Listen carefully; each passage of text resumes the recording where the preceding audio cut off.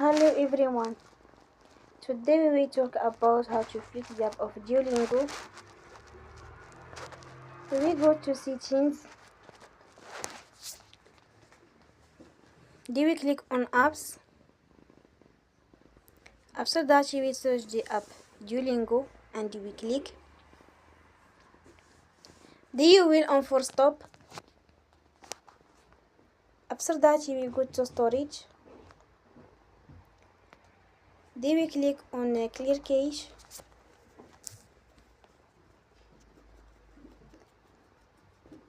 In the end, you will turn off your Wi-Fi and you will turn again. Don't forget to support us by like and subscribe. See you next time and thank you for watching.